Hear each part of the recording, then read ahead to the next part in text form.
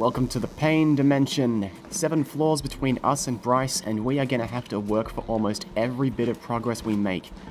The main theme of all the changes is the addition of extra spikes at key points where you'd need to either jump or float through. You'll see what I mean in the next room.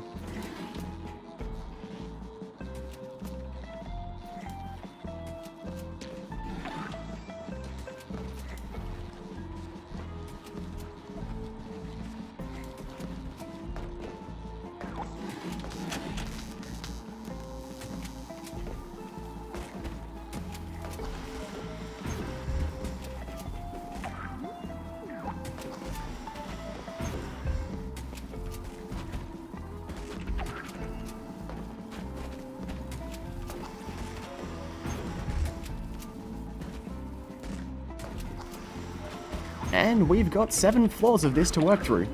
There is so little room for error now, the only saving grace is the vests that you can bring into the stronghold. And even those aren't much help if you lose all of them almost immediately.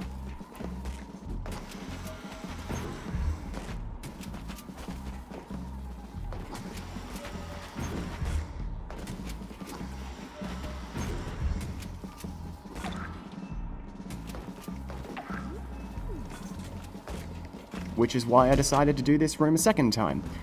The result this time still wasn't exactly favourable, but I'll take what I'm given. You really can't afford to be picky at this point of the game.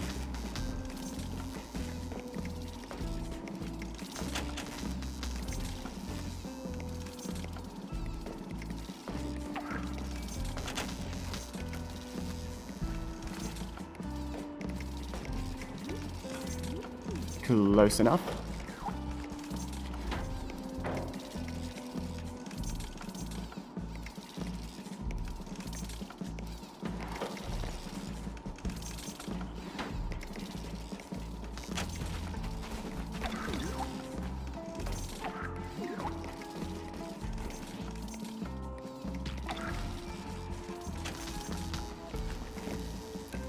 It was only here that I realized that the intended way of getting through this room was to shoot the switch from the other side of the door up here. I always just activated it and got it through before the door closed.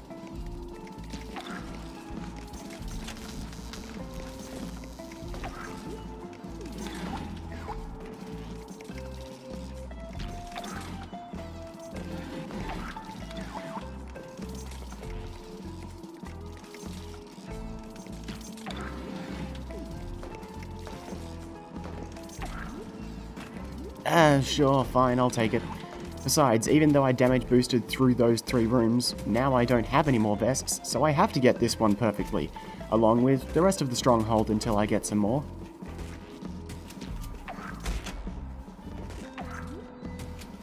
Now, the ideal strategy for getting through this door actually makes the spike patch irrelevant, because you just shoot the switch from afar, but I kept on trying to activate it from up close, then get out of the dead end I trapped myself in. And that really doesn't work out.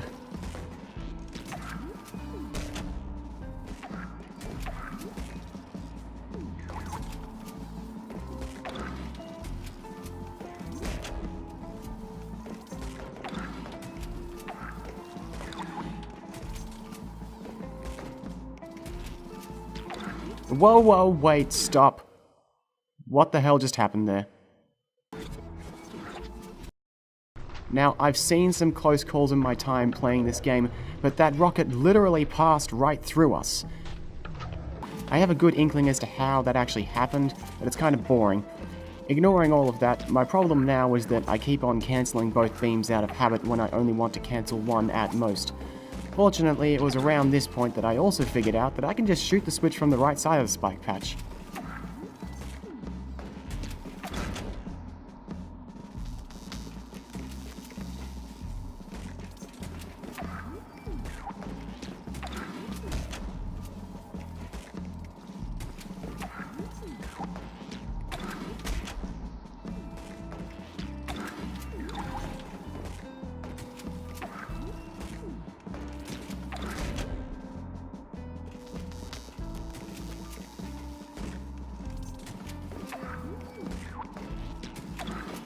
And we're through. Now how much worse could the rest of the floors be? Ah, this is fantastic. All of my issues with other areas of hard mode being lackluster, it all goes away in the face of this. I'm dead serious. I mean, those areas are still problems, but I'm glad to have gone through them so I could get to this whole stage.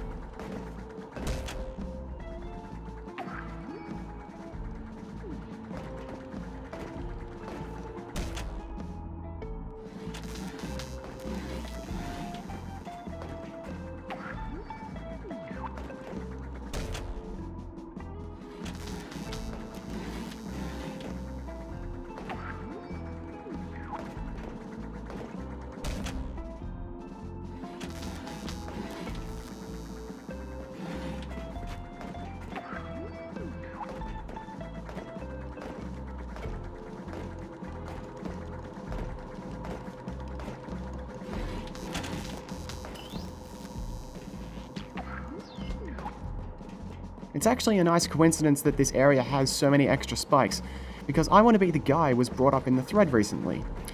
I don't like I Want to Be the Guy's general design philosophy, and I kinda take issue with it being used as the yardstick for difficulty in games. I Want to Be the Guy's difficulty is generally based around arbitrary obstacles coming in that force trial and error. Certainly the average person might die a bunch to their first time playing it, like they probably would with PID, but what's more relevant to me is how difficult a game is the second time you play it. If you play through all of I Want to Be the Guy and then play it again, about 80% of the difficulty is gone because you know where all of the dick moves are. I had played through normal mode of PID many times before LPing it, but not dying in the stronghold was still an incredible challenge because it's in the player's ability to execute what the game demands of them. Anyone can make a hard game by just being unfair to the player. It's part of the problem I had with some aspects of Dark Souls as well. So yes, PID may have reached I Want to Be the Guy's level of design intensity, but I don't think that's any real meaningful accomplishment.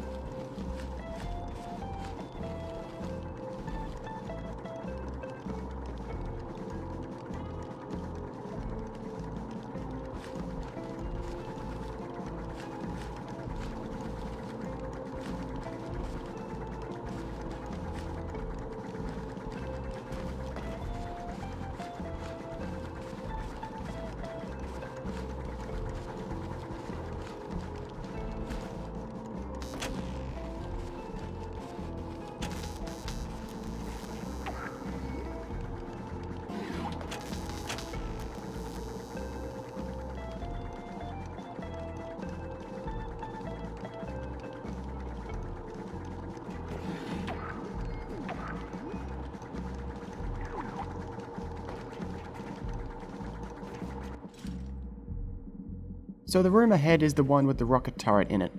In either difficulty, it's one of the hardest rooms of the stronghold. I disarmed it with smoke bombs in normal mode, so let's have a look at just how hard it is to make headway against it.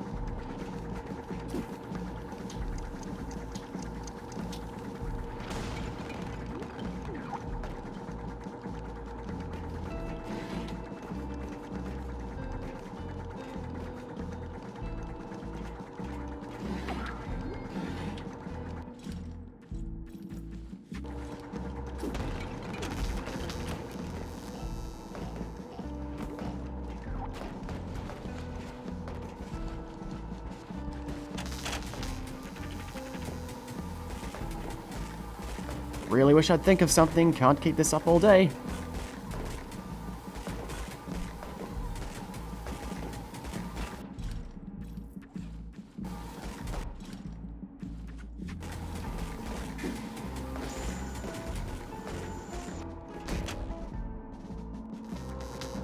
And cue a lot of attempts to get past it without using a smoke bomb. Really, I view smoke bombs as one of two last resorts, and it always annoys me if I feel like I have to use one to get past something. The other items almost yield results, but the turret is just far away enough that hitting it with anything is a real pain.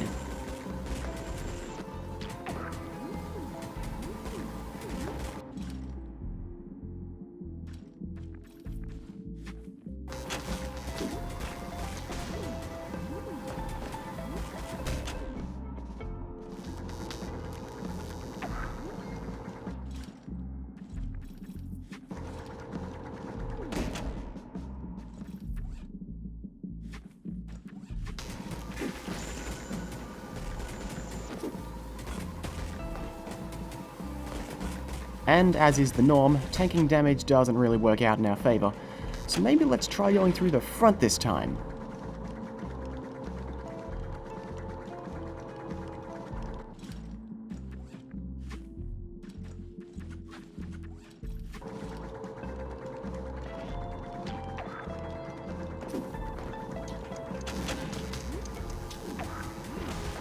Actually, I have no clue what I was planning there.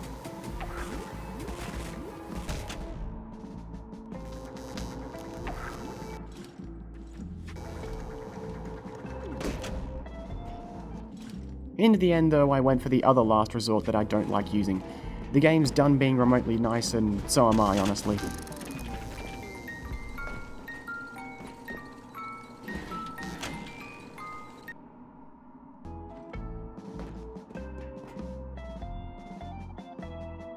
The music box won't be as helpful here, though.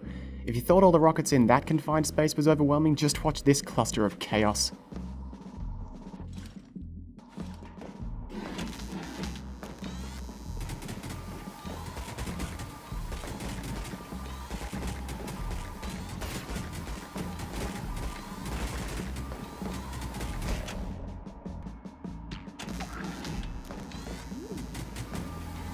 The rate of fire on those things just does not give you any room to breathe. At least here, I feel like I could handle it if there was just one turret. If I just destroyed one, I could figure out a way to push the rockets up high enough.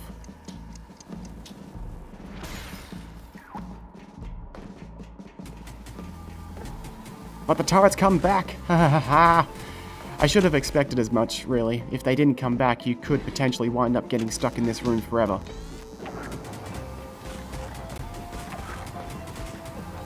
Most of these attempts are just experimenting. Again, a solution was obvious, but I wanted to figure out a way to do it without using smoke bombs.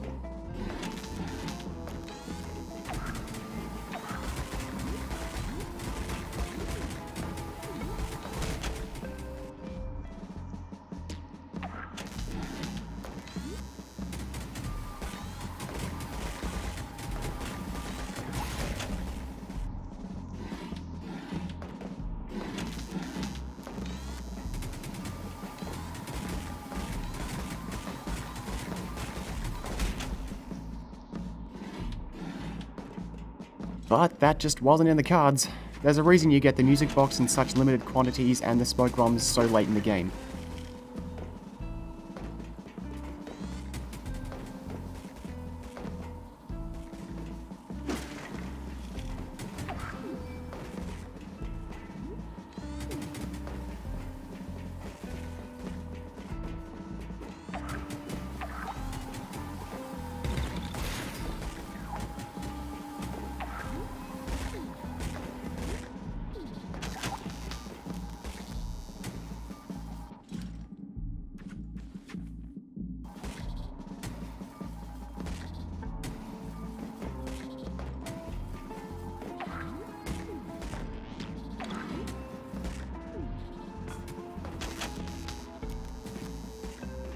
And for what might be the first time in hard mode, something was taken out to make it more challenging rather than added in. I always thought the smoke pipe made this room a little weirdly easy on normal mode.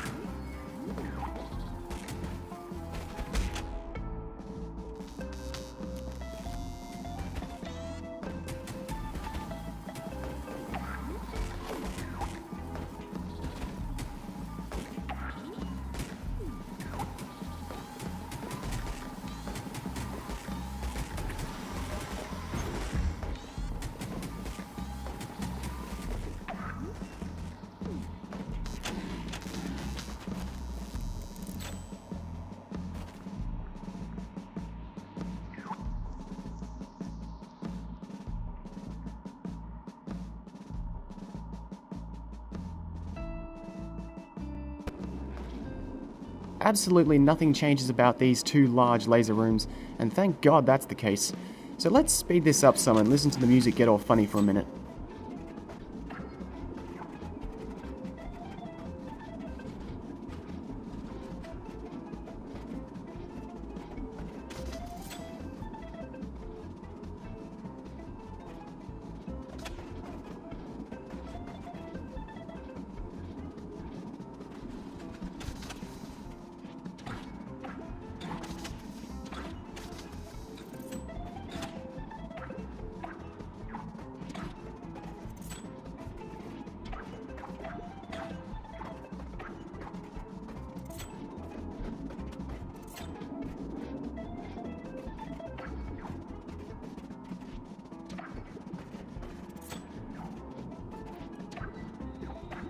You might recall me saying you shouldn't hesitate for even a split second in the following room.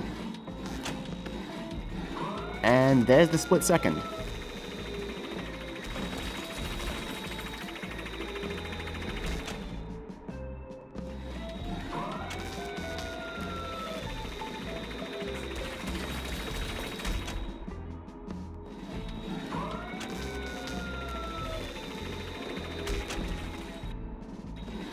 Something I didn't mention about that vest too is that even if you get to it in time, you have to make the jump basically perfectly or you'll clip onto the door below you and the lasers will catch you. It's very, very deceptive.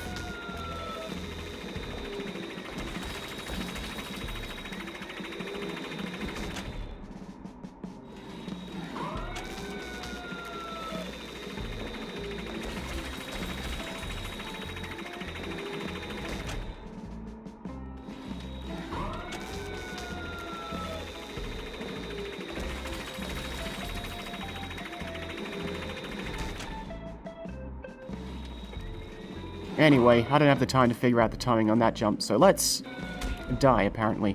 No, let's do this.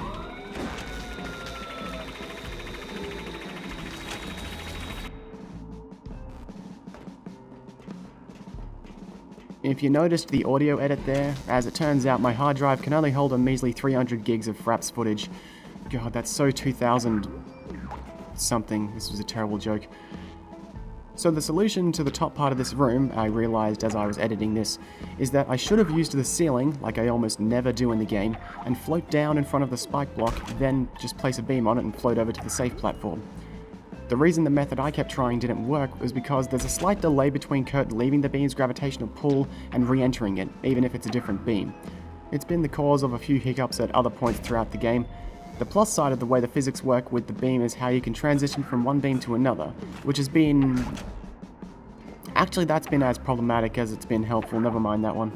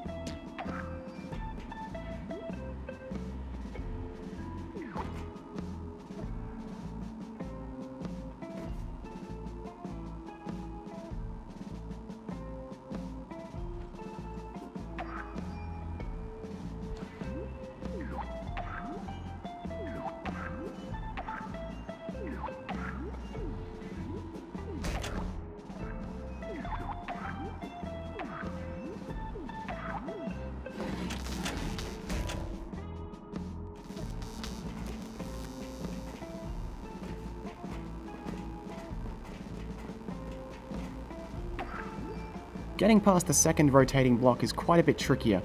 You need to quickly move yourself low enough that you can put a beam on the left wall that will let you scoot under the spike block, but if you can get past that, the spike block itself actually makes getting past the third rotating block much easier than normal mode.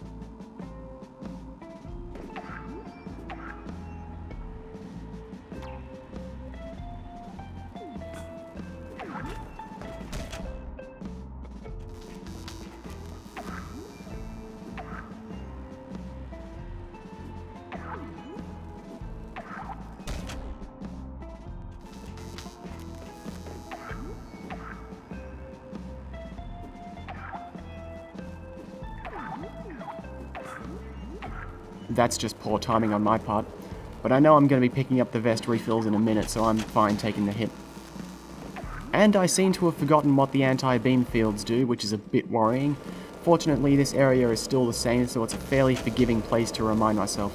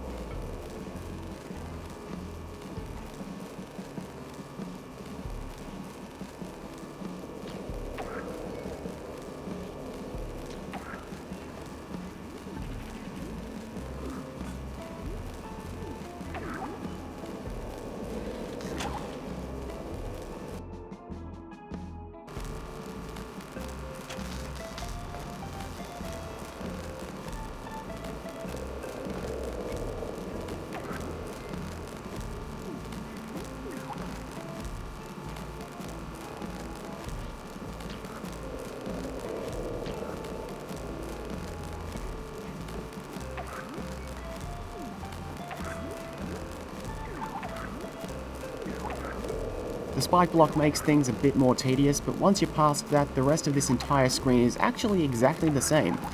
I guess because the lasers are already insta-kills, or maybe because spike blocks could screw with the laser emitters in some way, aside from destroying them, I mean.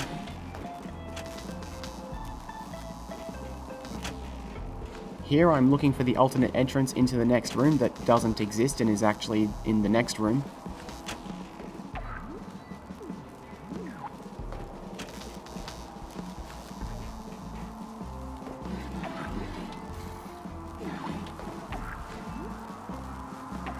What I realized here is that the tricky thing about these lasers is supposed to be that if you don't move them all out of the way to begin with, then they can follow you around by riding along in the beams you create to move. This, combined with there being multiples of the emitters, would theoretically lead to them blocking off a large portion of the room that you need to get through.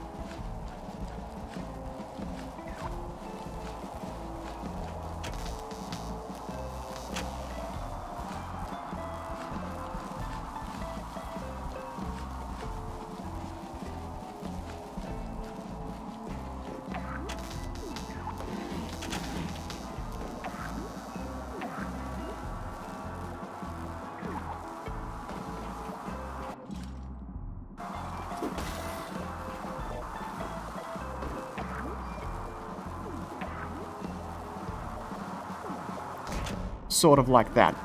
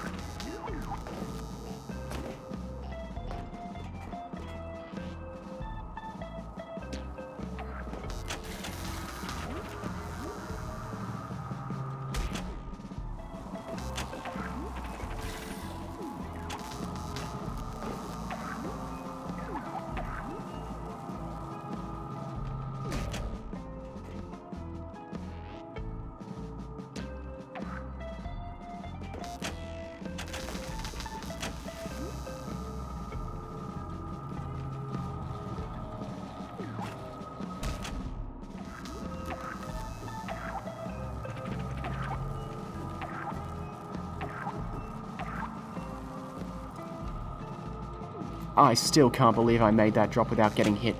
Look, I'm just standing there in disbelief right after having done it. No, what are you doing? You can just run past this room. Stop trying to do things in here. Well, now the lasers are going to block off the exit and you're going to... What? Did we just jump through the laser? There is literally no way that should... dude, whatever, I give up.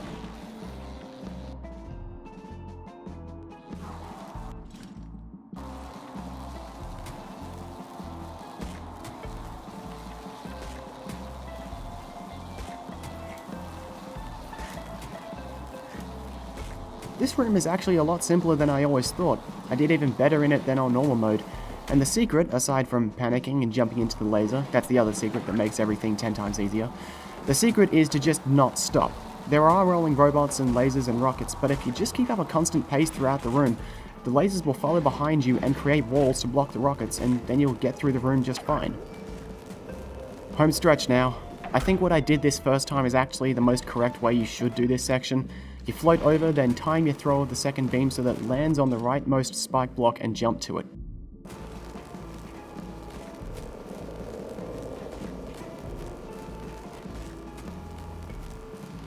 But this also works.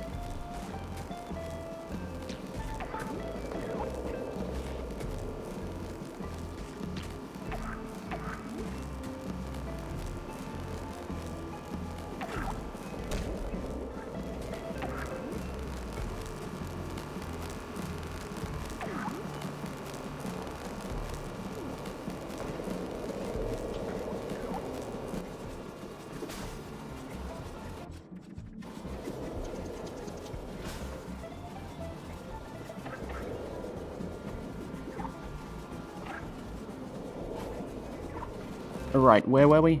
Oh yes, this bit. The third platform doesn't actually make it any harder, at least not how I do it, but it does make me think that maybe there is a different way they expected you to get through on normal mode, like maybe putting beams on the spike platforms and using them to float across.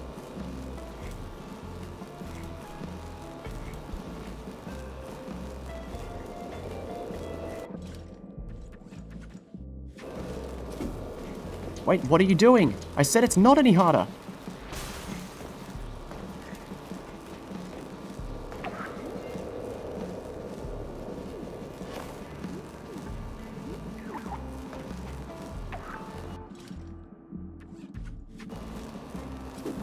No, don't destroy them, that's not even remotely necessary. Oh, you baby, you absolute baby, I cannot believe you. Just go across.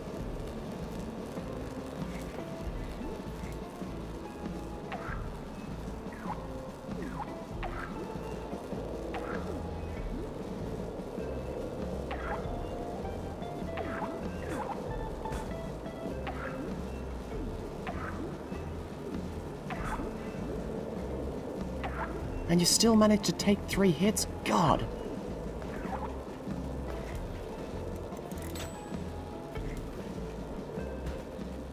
So the hard mode stronghold in total took about 40 minutes. But we're not done yet. Bryce, like almost all of the other bosses, is made harder by way of taking longer to kill. He takes 4 hits instead of 3, but aside from that it's mostly the same. The breakable blocks are set up to segment the arena more, which can trip you up if you're not careful.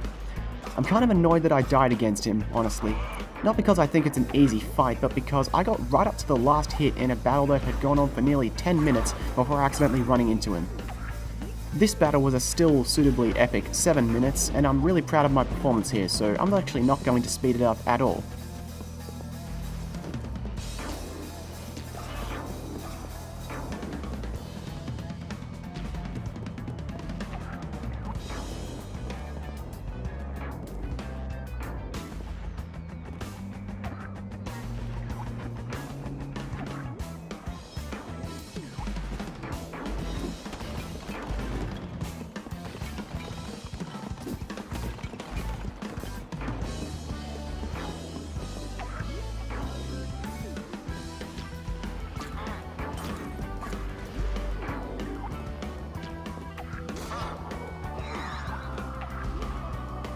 I'll let you in on a secret.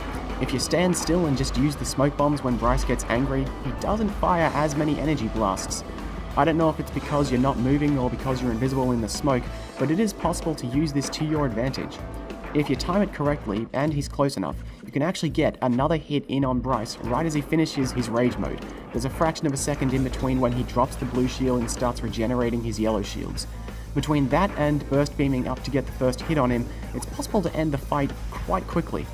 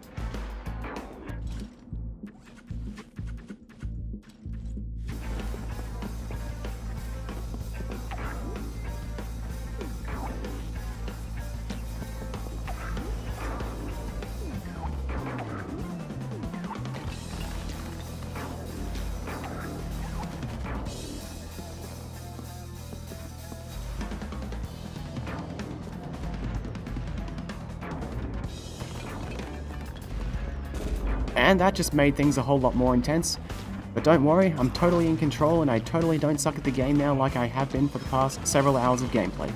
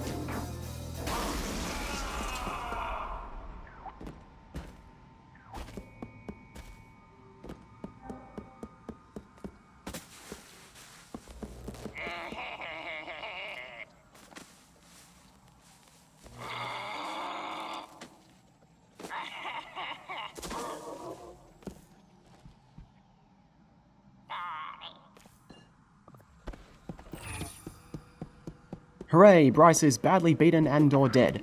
Now we just have to drop the beam off and escape. But first, I decide to go check if there are any vests I can pick up. You know, just on the off chance that there's something really hard on the other side of that door now.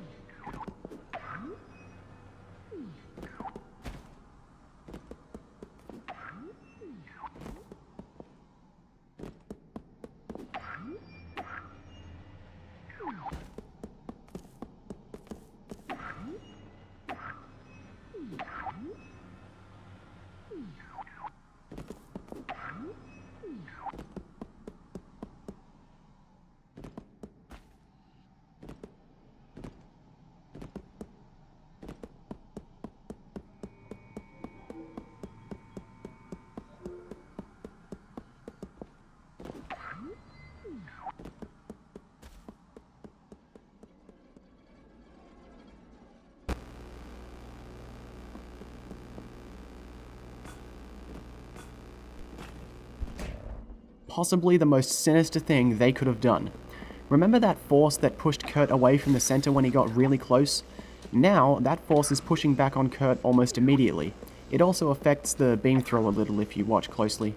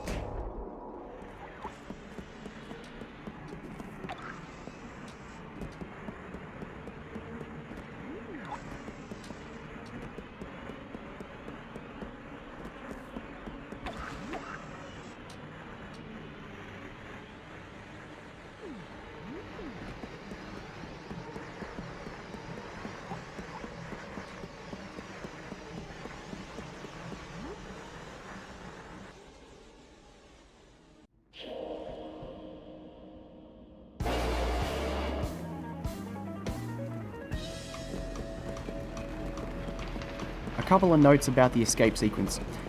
First, all of the falling rocks here are one-hit kills, so while it is possible to use the burst beam to try and propel yourself further ahead, it will almost certainly end in failure, if not definitely end in failure.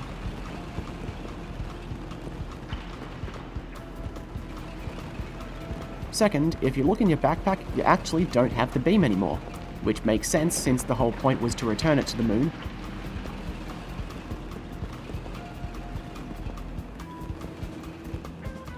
Third, look at how much leeway we have when we don't go for the souvenir. Hell, you could do a little dance if you wanted to.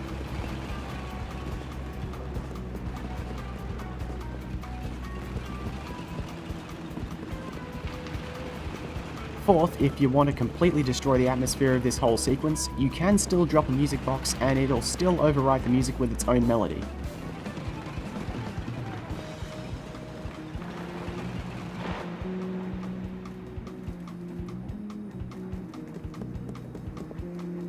Fifth, speaking of music, the track for the escape sequence is just long enough that if you don't screw it up at all, it will come back to the start of the loop right as you make it to the bus seat. And finally, the floating platforms are actually really hard to get in one try. There are 2 or 3 of them for which the edge is unclear and it's very easy to run straight off the edge. God damn it.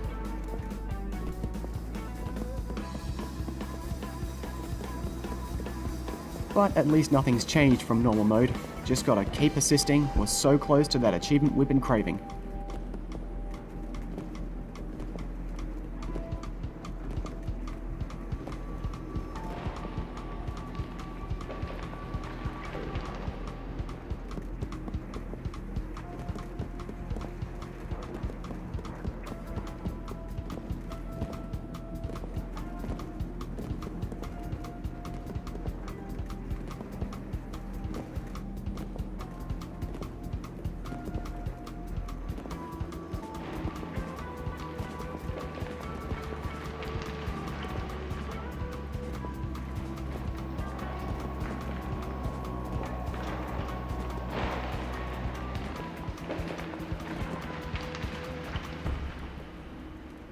And goddamn if that's not satisfying.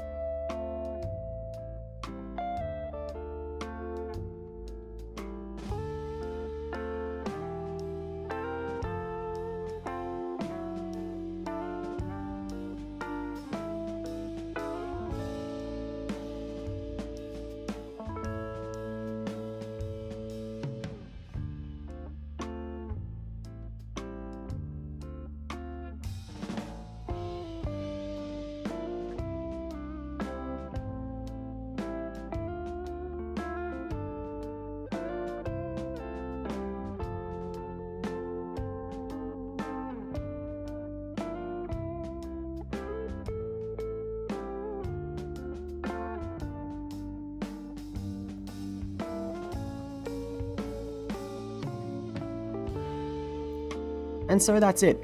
I've said pretty much everything I wanted to about PID itself in the normal mode video, so I might as well take this time to thank everyone for watching the LP. I don't know how entertaining it was, considering it was a not too hard game being posted to the Hard Games thread, but I hope someone got something out of it. I'd especially like to thank Too Much Abstraction and Descendo Vox, who never failed to find something to comment on when I put up new videos and stuck around in spite of the 7 months when I didn't update this at all. I'm glad I could share PID with everyone. I had a lot of fun making this LP, despite how difficult it got to record things with the way PID sees progress. And now we can all kick back, put up our feet, and just enjoy the last few minutes of Retro Family's score while we wait for those all-important statistics.